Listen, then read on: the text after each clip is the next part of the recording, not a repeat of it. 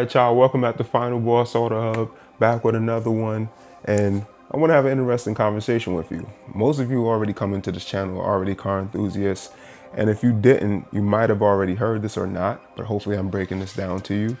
And at this point, Nissan is developing a new redesigned Q50. I mean, this is awesome because in a world where the car industry is going different ways, at first it's going super EV, now it's coming back to hybrid, but we still have the trend of these car manufacturers pretty much developing, crossovers or trucks. So to get a new designed engine car sedan is kind of crazy, you know what I mean? So let's get right into it. At this point, from what we're hearing, is that they're contemplating making it a rear-wheel drive manual driver's car, which will pack 400 horsepower from the original Red Sport engine. It's also being said that they're mulling a more powerful Red Sport model that may be north of 450 horsepower. And Automotive News is reporting that the car is slated to be released sometime in 2027. This is crazy, man. Listen, let's cut the lights on, right? Let's get right into it. This is insane. Like, at this time, we thought we were never going to get another sedan from Nissan at all. We thought they were probably going to go the route, or more the safer route, of developing another truck or crossover.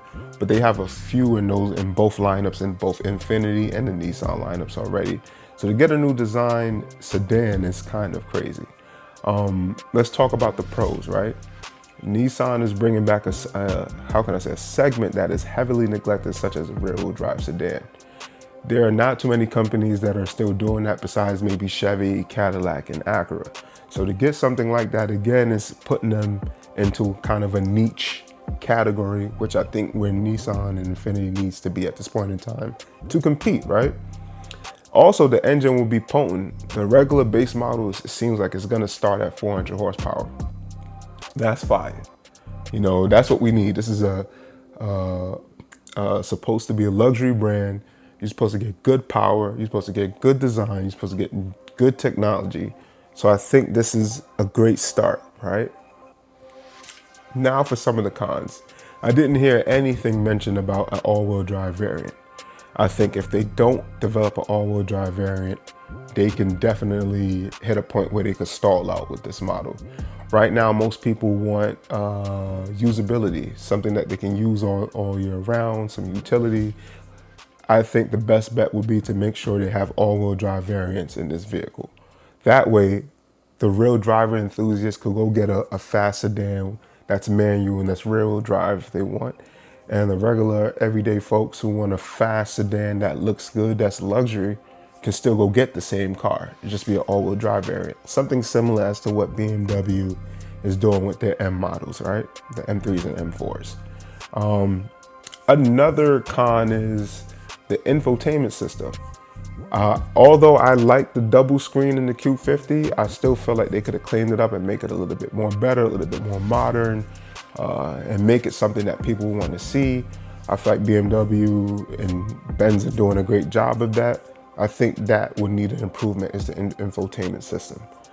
It gotta be up to par with these other competitors. You gotta spend some money there. And the last con I have, right?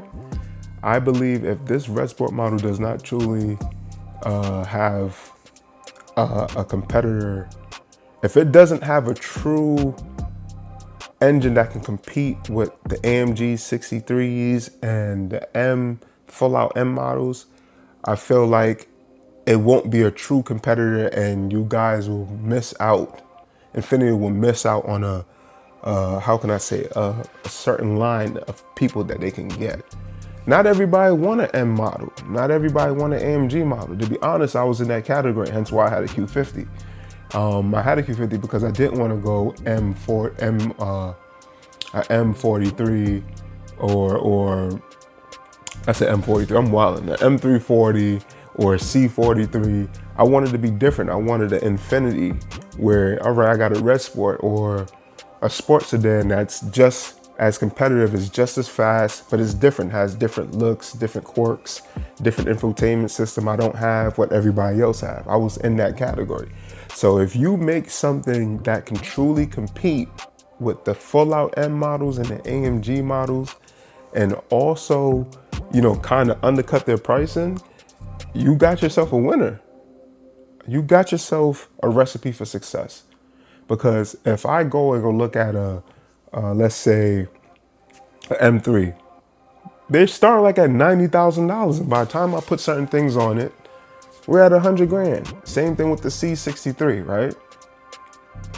Now, if I go get Infiniti Red Sport that got similar horsepower, almost 500 horsepower, 480, 500 horsepower, something in that category, 503 horses, and it's starting at 75,000, I might be keen to go test that car out and say, you know what, I tested this M3, M4, I tested this C63, but this Infiniti is just as fast, it's just as smooth, and it looks different. Everybody doesn't have it. You guys will literally compete.